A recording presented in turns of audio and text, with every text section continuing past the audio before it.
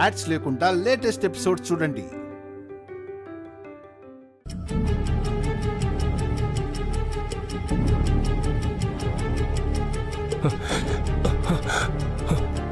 నేను ఎక్కడున్నానేంటి?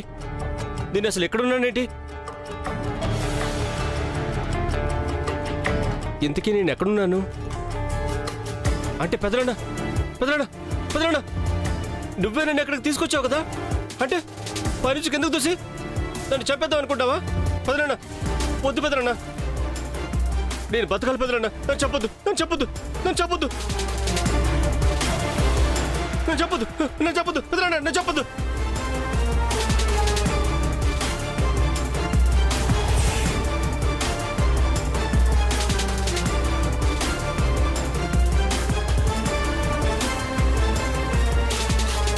ఎక్కడికి రా పారిపోతావు? మారతానంటే వదులుతాను గాని మారిపోతా అంటే వదులుతానా? ఒరే వాలే, ఎందుకు రా పరిగెత్తుకుంటూ పైకొచ్చావు? ఏమైందిరా నీకు? నువ్వు కూడా వచ్చావా? రా. ఒరే, ఇప్పటికే భయపడి చస్తుంటే ఈ గొంతేంట్రా?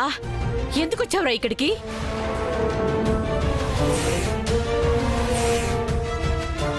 అదా, కిందుంటే అందరూ ఏదో ఒకటి అంటుంటే భరించడం బాధగా ఉంటుంది కదా. అవును, అదే నిజమే అనుకో.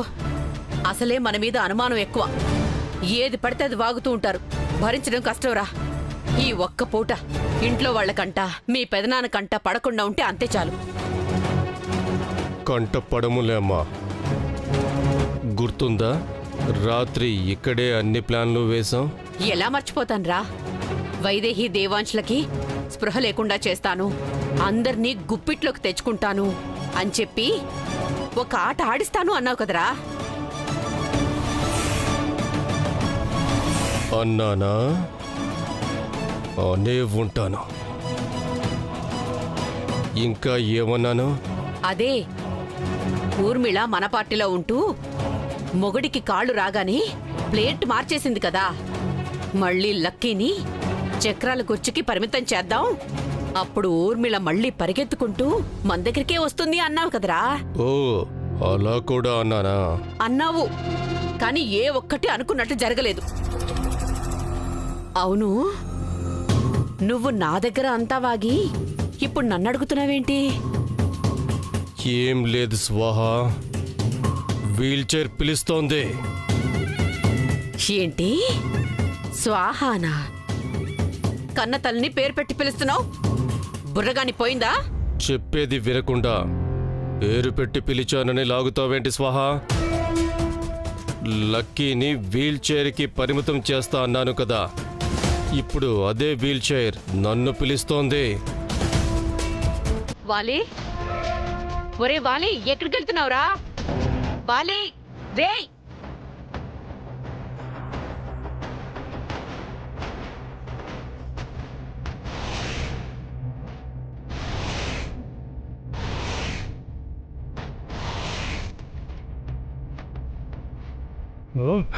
వాలి!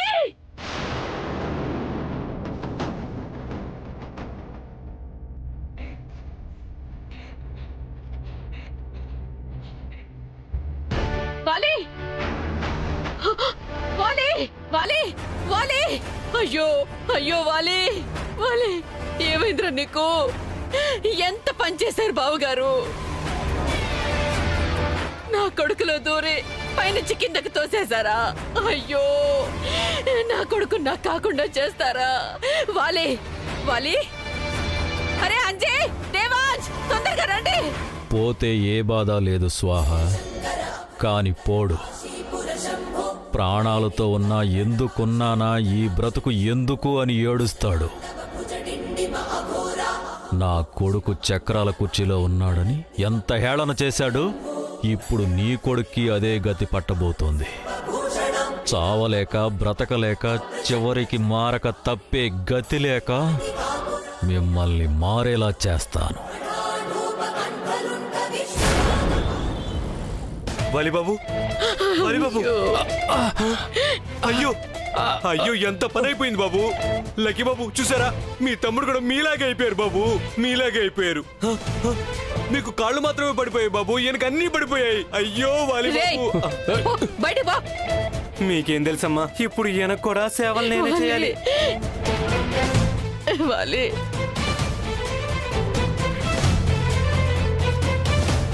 ఏమైందిరా? నీకు కాళ్ళు చేతులు కదలకుండా పోవడం ఏంటి? ఎక్కడైనా పడ్డావా, లేకపోతే ఎవరైనా విరిచేశారా? ఏం జరిగింది?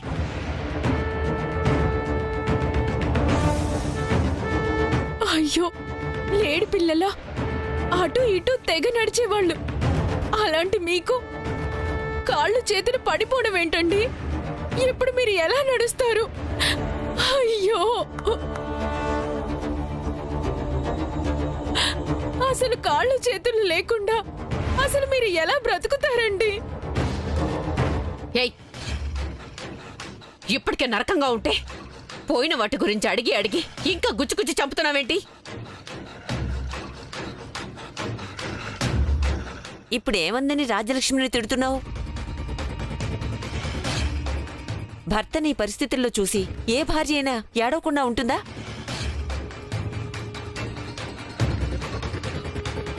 అసలు ముందు నీకీ గతి ఎందుకు పట్టిందో అది చెప్పు. ఏముంది బామ్గారు, ఏదో కుట్ర చేసుంటారు, అది తిరిగి వాళ్ళకే తగిలినట్టుంది.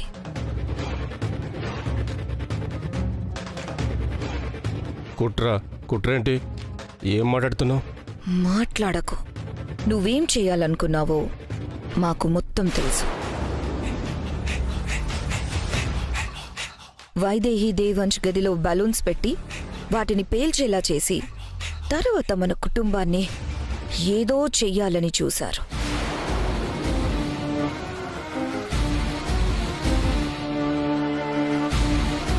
అదృష్టం బావుండి ముందే తెలుసుకోవడం వల్ల అందరం క్షేమంగా ఉన్నామత్తయ్య. లేదంటే ఈ పాటికి ఏమై ఉండేవారు? ఏమి అయ్యుండేవారు కాదు.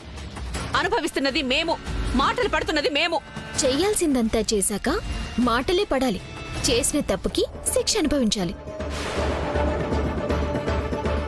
వీళ్ళు చెప్పేది నిజమా స్వాహ? ఇంకా మమ్మల్ని ఏదో చెయ్యాలనే ఆలోచిస్తున్నారా? అసలు ఎప్పటికి మారుతారు మీరు? ఏం కావాలని ఇదంతా చేస్తున్నారు? అసలేం కుట్ర చేయబోయారా? అన్నయ్యని మళ్ళీ ఈ పరిస్థితిలో చూడాలనుకున్నాడు వీడు.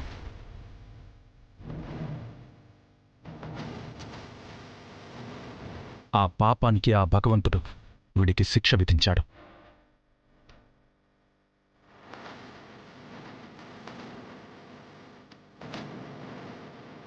ఏంటి, నక్కినేదో చేయబోయాడా? అవునత్తయ్య, బావగారిని మళ్ళీ చక్రాల కుర్చీకి పరిమితం చెయ్యాలి అనుకున్నారు. అందుకే ఆ దేవుడు ఈ రకంగా శిక్షించాడు. దేవుడు కాదు, దశరథ రామయ్య మీ మామగారు. మమ్మల్ని ఎక్కడా బ్రతకనివ్వకుండా చంపుతున్నాడు. ఏం మాట్లాడుతున్నావు స్వాహ? నా రాజా మిమ్మల్ని చంపబోయాడా? ఈ కుటుంబం అంతా ఒకటిగా ఉండాలి, కలిసి బతకాలి అని కలలుగన్న నా కొడుకు మిమ్మల్ని చంపబోయాడా?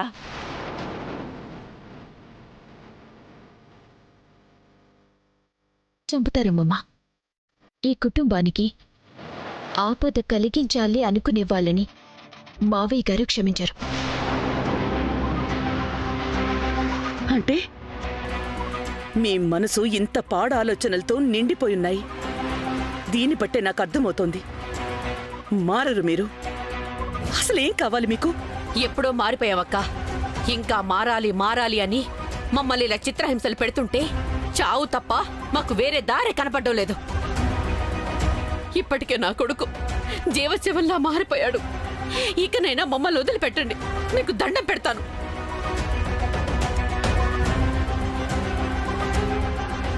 మిమ్మల్ని ఎవరూ ఏం చేయడం లేదత్తయ్య. చేతులా మీరే ఈ పరిస్థితి తెచ్చుకుంటున్నారు.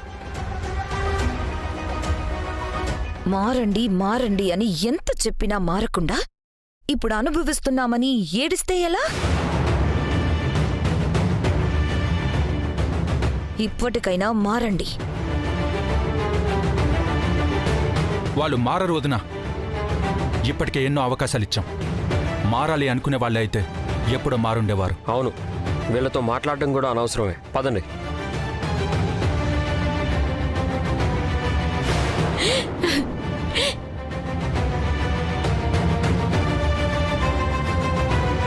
ఒంట్లో ఏ భాగము పని చేయకుండా మెదడు మాత్రమే పనిచేసేలా ప్రాణాలు తీయకుండా ఎందుకు మా నాన్న వదిలేశారో తెలుసా? నీకు ఇంకో అవకాశాన్ని ఇవ్వాలి అనుకుంటున్నారు. మారి మనిషిలా మాతో కలిసి బతకాలని కోరుకుంటున్నారు. ఇది నీకు ఆఖరి అవకాశం వాలి. మళ్ళీ ఏ చిన్న తప్పు చేసినా ఈ కొన ఊపిరిని కూడా లాక్కుపోతారు. ఈసారి నువ్వు దారి తప్పితే నీకు విధించే శిక్ష చావే అవుతుంది. గుర్తుంచుకో.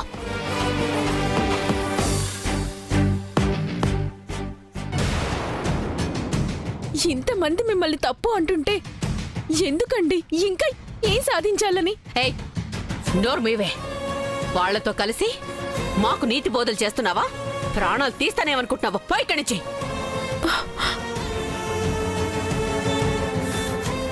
వాలి, నీకీ గతి పట్టించిన వాళ్ళని వదలకూడదు. మళ్ళీ పాడ్యంకి కదా మీ పెదనాన్నకి ఈ శక్తి వచ్చేది. ఈలోగా అందర్నీ పాడెక్కించాలి. ఒక్కర్ని కూడా వదలకూడదు. చంచల ఫోన్ చేస్తోంది. హలో హలో వాలి, నేను స్వాహాదేవిని మాట్లాడుతున్నాను. స్వాహయ్, ఏమైంది? ఒక్క ఫోన్ కూడా లేదు. వాలి ఏం చేస్తున్నాడు? నా కొడుకు ఏమీ చేయలేని స్థితిలో వీల్చైర్లో ఉన్నాడు చంచల. వాలి వీల్ చైర్లో ఉన్నాడా? ఏమైంది స్వాహ? మా బావ దశరథరామయ్య వాణ్ణి జీవత్యవంలా మార్చాడు.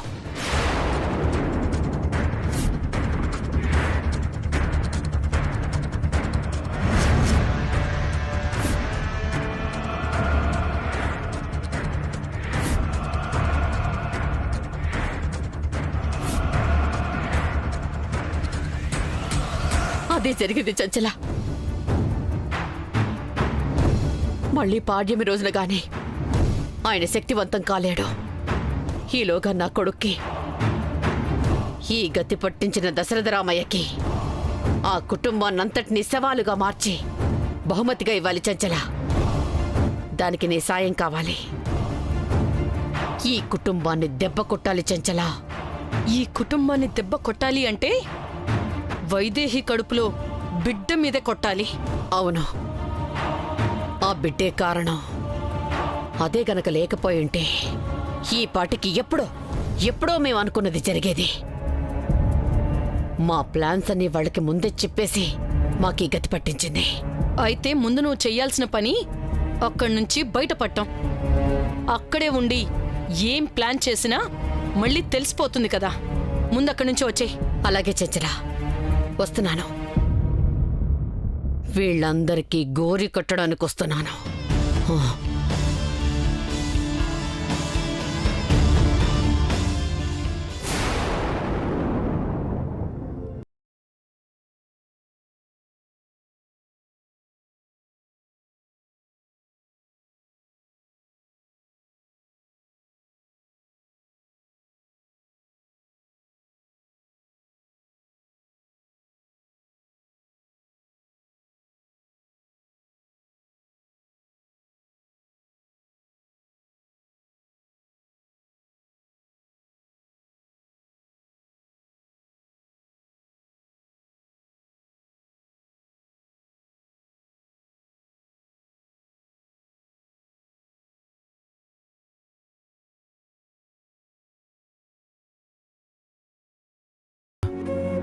అత్తయ్య మామయ్యలని పిలుద్దాం.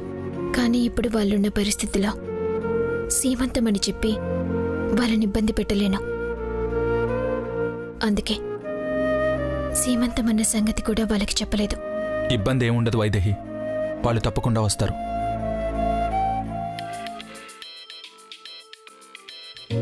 హలో, చెప్పండి. ఇచ్చేశారు కదా, మామయ్య గారికి బోనస్గానే ఇచ్చారు కదా. సరే సరే, thank you so much. Okay. ఏంటి బావా, మావయ్య గారికి బోనస్ అంటున్నావు? నీ కడుపులోని మన బిడ్డకి మొట్టమొదటి పండుగ ఇది వైదేహి. నిన్ను పెంచి పెద్ద చేసిన నీ పుట్టింటి వాళ్ళు పసుపు కుంకాలు తీసుకురావాలి, అది సంతోషంగా. అందుకోసమే మామయ్య గారికి ఆ ఖర్చులకి ఇబ్బంది లేకుండా బోనస్గా డబ్బులు అందేలా చేశాను. నాన్నే ఫోన్ చేస్తున్నారు బావా. మాట్లాడు. హలో నాన్న. అమ్మా వైదేహి, ఎలా ఉన్నావమ్మా? బాగున్నాను నాన్న. అమ్మ ఎలా ఉంది? తమ్ముడు ఎలా ఉన్నాడు? అందరం బాగున్నావమ్మా. తమ్ముడు కూడా చాలా బాగున్నాడు. నువ్వెలా ఉన్నావమ్మా? అన్ని జాగ్రత్తలు తీసుకుంటున్నావు కదా? తీసుకుంటున్నాను నాన్న. నా పిచ్చి గాని జాగ్రత్తలు తీసుకుంటున్నావా అని నేను నిన్నడగటం ఏంటి? అక్కడ నిన్ను కాలు కూడా నేల మీద పెట్టకుండా చూసుకుంటారని తెలుసు. ఎంత బాగా చూసుకున్నా ఏ ఆడపిల్లైనా పుట్టింటి చల్లని చూపు కోసం ఎదురు చూస్తుంది నాన్న. ఇప్పుడు నాతో పాటు నా బిడ్డ కూడా మీ రాక కోసం ఎదురు చూస్తోంది. వస్తున్నామమ్మా. ఈ పేద పుట్టిల్లు నీ మెట్టినింటి స్థాయిలో సీమంతం చేయగలదో లేదోనని భయపడ్డాం. కాని భగవంతుడి దయో నీ కడుపులో బిడ్డ మహత్యమో అనుకోని సాయం అందింది. ఇప్పుడు ఏ లోటు లేకుండా సారి తేగలమన్న నమ్మకం కుదిరింది. నా బిడ్డకి సీమంతం జరిపించే భాగ్యం ఉంటుంది. నాన్న, మామయ్య, మీ ఆశీర్వాదమే మాకు కోట్ల రూపాయల కన్నా విలువైంది. మీరు లేకపోతే వైదేహికి జరిగే సీమంతం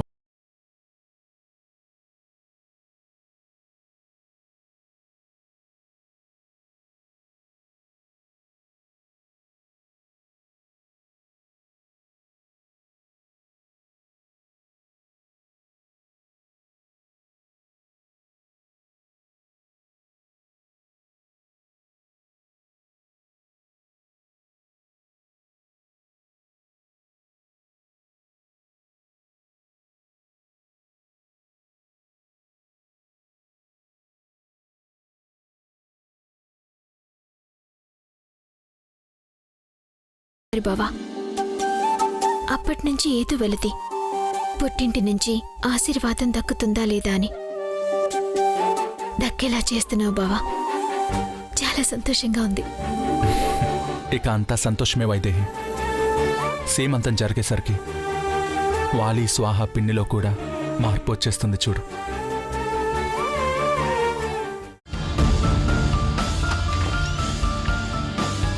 ఊర్మిళ, ఊర్మిళ, అమ్మా, నానమ్మా. బావగారు చెప్పండి, ఏం కావాలి? అందరూ ఫంక్షన్కి వెళ్ళారు. ఏం కావాలో చెప్పండి, నేనిస్తాను.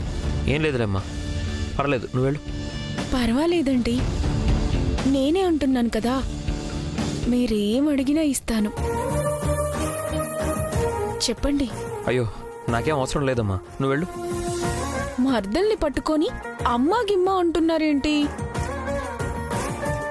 సరదాగా మర్దలి పిల్ల అనండి. నాకు హాయిగా ఉంటుంది, మీకు హాయిగా ఉంటుంది. సరే అంటానులే, నువ్వు వెళ్ళు. అనండి బాబు, మీరు మర్దలి పిల్ల అంటేనే వెళ్తాను. తర్వాత అంటానులే అమ్మా, నువ్వు వెళ్ళు. ఏంటి బావా, సిగ్గుపడుతున్నారా? మీకే ఇంత సిగ్గుంటే నేనెంత సిగ్గుపడుతున్నానో మీకేం తెలుసు?